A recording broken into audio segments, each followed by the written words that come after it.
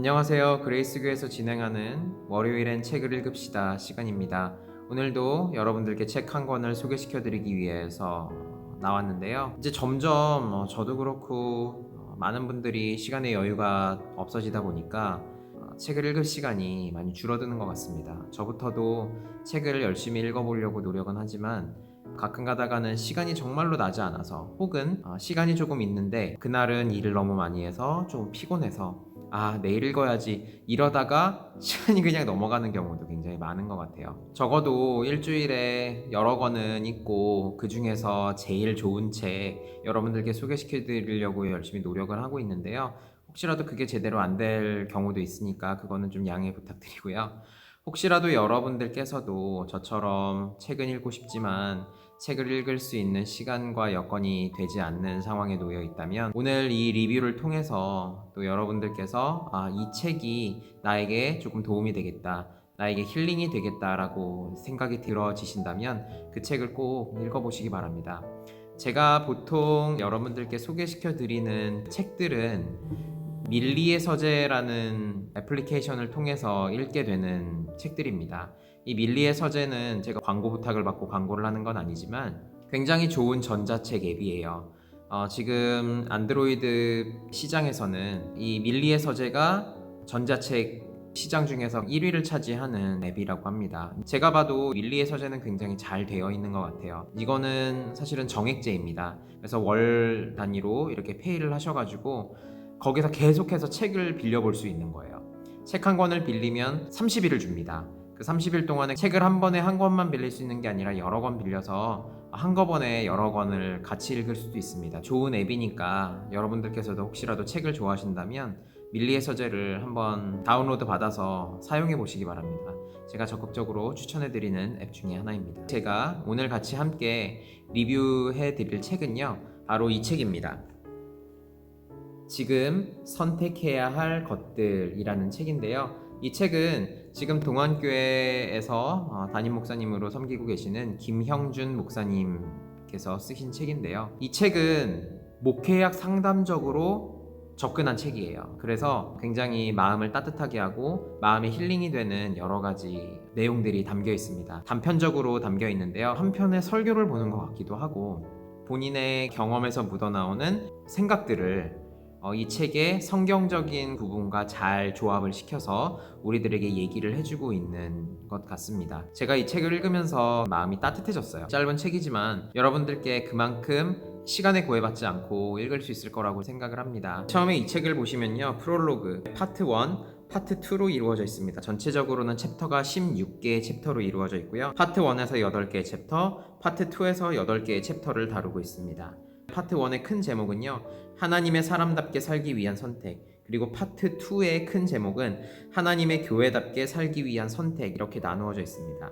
각 파트마다 하나님의 사람답게 살기 위한 선택이 어떤 것인지를 8가지로 같이 얘기를 하고 있고요. 파트 2에서도 하나님의 교회답게 살기 위한 선택으로 8가지 정도를 또 소개를 하고 있습니다. 그 중에서 제가 같이 여러분들과 쉐어하고 싶은 내용이 있었는데요. 시련은 그저 시련이 아니라 나를 보라는 하나님의 사인입니다.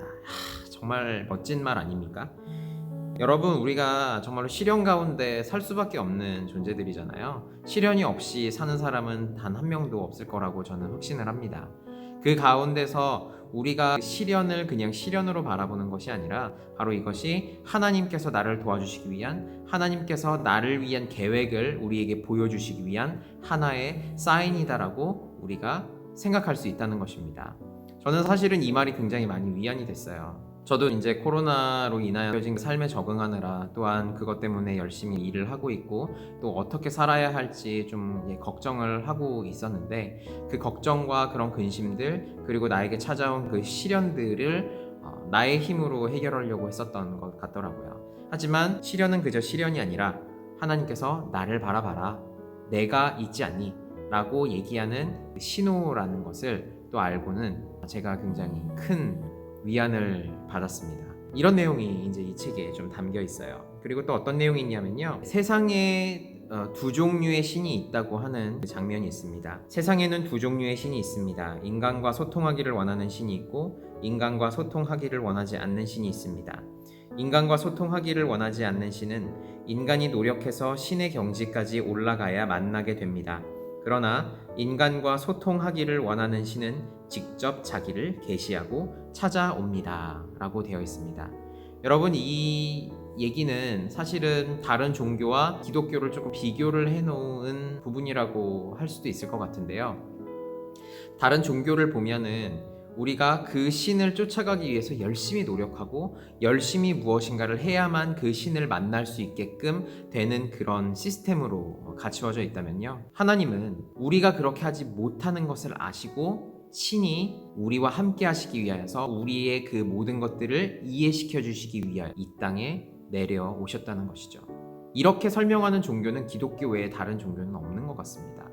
그래서 여러분들이 뭐 힌두교 혹은 뭐 이슬람교, 불교, 도교 이런 것들을 다 접하여 보셔도 그 가운데서 신이 사람들을 찾아 내려왔다라고 얘기하고 있고 신이 직접 사람을 만나기 위해서 내려왔다라고 설명하는 종교는요, 기독교밖에 없어요.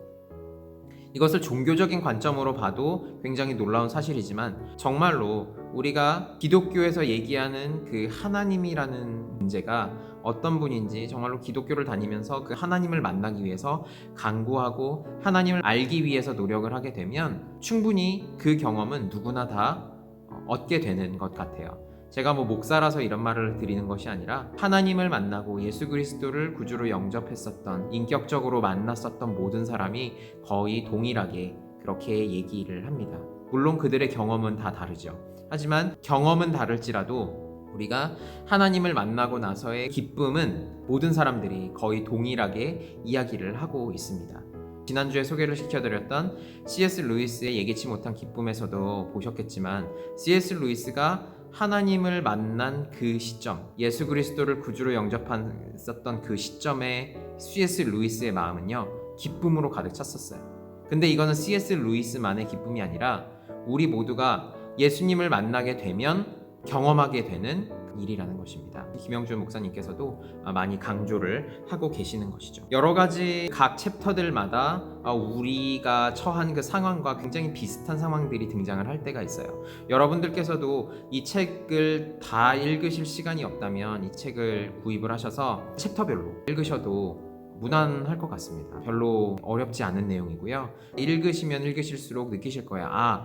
이 책은 힐링을 해주는 책이구나라는 것을 여러분들께서도 느끼실 수 있을 것입니다. 제가 정말로 이 책을 강력하게 추천을 드리는 이유는요, 우리들 마음 가운데 요즘에 제가 말씀드렸듯이 여유가 없이 지금 살아가고 있잖아요. 그 여유가 없는 상황에서 우리가 하나님으로 인하여서 여유를 찾고 하나님의 그 말씀을 통하여서 우리가 힐링이 될 수만 있다면 그것보다 더 기쁜 일은 없을 것 같기 때문입니다.